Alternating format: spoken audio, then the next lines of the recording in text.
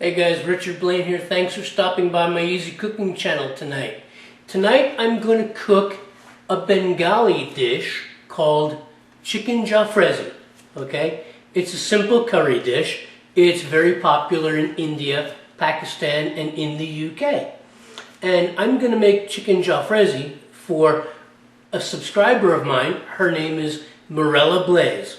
And the reason I'm making this dish for Morella Blaze is she's been following me around since the beginning, and she literally watches and comments on every one of my videos. She likes my recipes, especially the ones that are hot and spicy, because to tell you the truth, I'm hot and spicy, and so is she.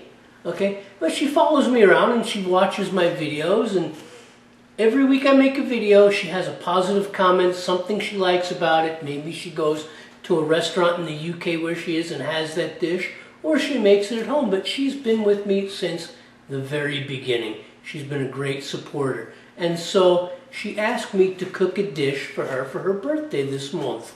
And I said, what would you like me to make? And she said, chicken Jalfrezi. Okay, now chicken Jalfrezi is a dish that is influenced by the British. Like I said, it's a Bengali dish, but way back when the British invaded and subjugated Bengal. Okay, the tribe in Bengal was called the Mogs. Okay, the Mogs had their own way of cooking, but since they were subjugated by the Brits occupied their territory and enslaved a certain percentage of the Mogs, and made the Mogs do all kinds of in-sundry labor. And some of the labor that the Mogs had to do was cook. And the British, taught the Mogs to cook the kinds of foods they like to eat, because during the occupation, the British would throw lavish parties, okay? And so the Mogs had to learn how to cook the kinds of foods the British would like to eat, okay? Now, as with any large party on that kind of a scale, okay, there would always be leftovers, okay? And when there were leftovers, the British would tell the Mogs, do something with it. Just do something with it. Don't let it go to waste. And that's when the Mogs got to become very creative with their cooking. So they started introducing the herbs and spices of Bengali cooking into the foods that they were making for the British, and came up with some excellent dishes. And the thing is that the Brits loved what the Bengalis were doing, what the Mogs were doing with their food. And one of the dishes that was created was this dish, chicken Jalfrezi.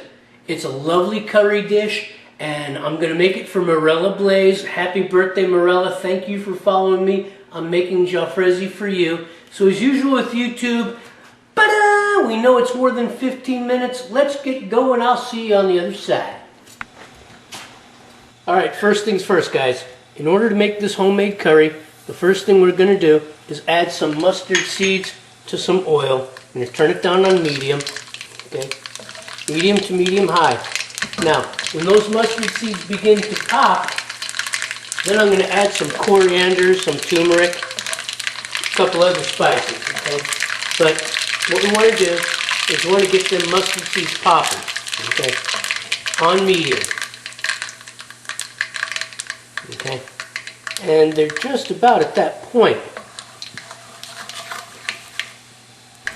Okay, now, the mustard seeds began to pop, so I lowered the heat to medium, and right now I'm going to add some ground turmeric, there we go, coriander, cumin into that oil. It's going to smoke a little bit, and that's okay. Then we're going to add the onions. Okay. Now this is a combination of red onion and shallot. Okay. There we go. Oh yeah. See that lovely yellow color from the curry? That's coming from the turmeric. Oh, yeah. Alright, now, I'm going to cook these onions on medium until they're soft and nice and translucent. and then we're going to move forward. Alright, at this point, we're going to add a little bit of salt for the flavor layer.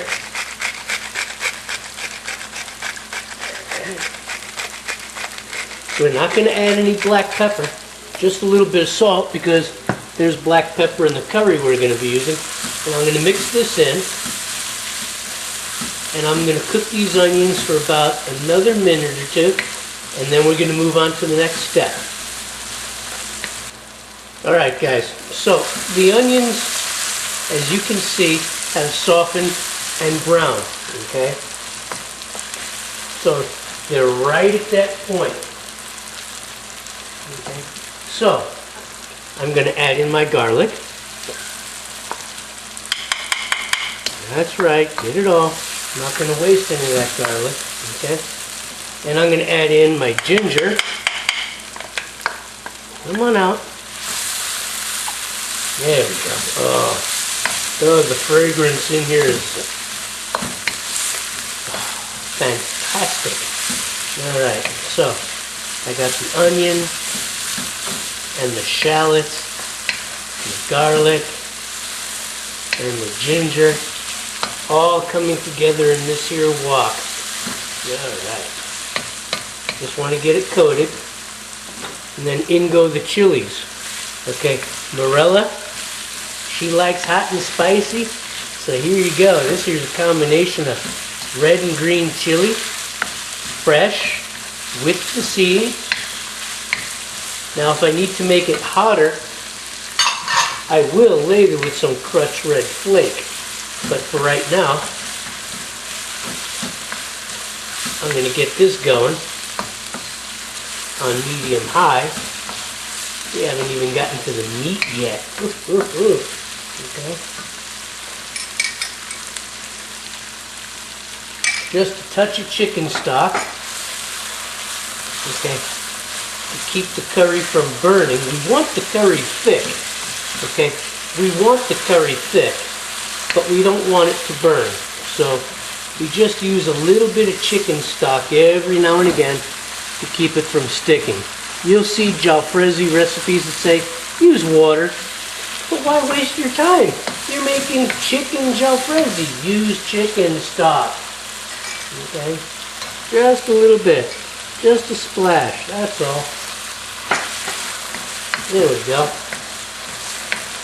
Keeps the curry thick, flavorful, and stops it from sticking. There you go. Alright, now, dropping some bell peppers. Okay? One green, one red. Okay? And I'm going to sweat these down in this mixture, and then we're going to move on to the next step. Okay, so the red and green peppers have been cooking in here for about 3 minutes on medium-high. And we're going to add our chicken. Okay. There we go. Just going to dump it in there, okay? Alright. Now, you will find that a lot of Jalfrezi recipes use chicken breast. And I find chicken breast to be really, really boring when it comes to curries and other dishes because they lack the requisite flavor necessary for the dish. Whereas chicken thighs, which happen to be my favorite part of the bird, have the darker meat and the richer flavor. Okay, and so the thigh's been added. And now we're going to add some tomato. Alright. Some chopped tomato. Pommy, my favorite. You guys all know that I like pommy. Alright. There we go. And I'm going to get that tomato underneath everything. Oh, lovely. Lovely. Oh, yeah. There we go. There we go. Get that tomato nice and mixed in. Alright. Now I'm going to bring the heat back up to a high because I want to get all these ingredients boiling, and then I'm going to reduce it to a simmer. There we go. Oh, this is lovely. It smells so good in here, it's ridiculous. Okay. In the meantime, we're going to add the rest of our chicken stock. Okay, because at this point, nothing is going to stick to the wok as there's sufficient liquid, and we are going to reduce this liquid in this curry recipe. Okay, so I'm going to bring this up to a boil again and then back down to a simmer, and we'll move forward. Okay guys, so the masala came to a boil, and now I've got it down to a simmer. And it's going to stay here at this simmer for about 30 minutes, give or take, maybe a little longer. I'm going to add an additional ingredient. You don't usually see this in Jalfrezi, but I'm putting it in there because I think it allows the flavors to pronounce. And that ingredient is sugar. Okay. About 2 tablespoons sugar for about 3 pounds of meat, plus all these other ingredients. And I think the sugar helps the flavors to pronounce themselves. Okay, this is not a standard ingredient in Jalfrezi, but it does make it taste good. It'll give just the slightest smack of sweetness to that pepper. Just the slightest smack. Okay. Okay. Now, next to that, I'm going to add in some garam masala. Okay. What I love about Indian cooking, Bengali cooking, okay, is that the recipes are pretty much very simple, but the flavors and the textures are so very complex, okay, with a myriad of herbs and spices. So here goes garam masala, okay, and I'm going to mix that in good. Oh God, it smells so good in here. My neighbors are going to be banging down the door again, which means I got to feed them. And then I'm going to add some chicken masala, okay. This is a pre-measured spice mixture that you buy in the Indian grocery, just like garam masala, and it's called chicken masala, and it is geared strictly toward chicken curry dishes, okay. A lot of extra spices in it, fenugreek and things like that, that are going to bring out the flavors of this dish. It's just going to be amazing, okay. So, I have the curry, I have this Jalfrezi, okay, and it's sitting here, and I'm going to put it on the medium high, and I'm going to let this simmer for about 30 minutes. Okay guys, here it is, okay, chicken Jalfrezi. This has been cooking for about 2 hours. It's thickening up really nice. I came across some chicken legs, okay, so I put some chicken legs in there to go with the thighs, okay, and it's thickening up really nice. And as a last touch, I'm going to add some lime juice, okay. I'm going to get that lime juice in there, and I'm going to simmer this for about another 30 minutes. Get that chicken nice and tender. Those thigh pieces nice and tender. Those legs nice and tender. And then we're going to serve this up. So I'll see you in about 30 minutes. Okay guys, there it is. Chicken Jalfrezi, chicken curry.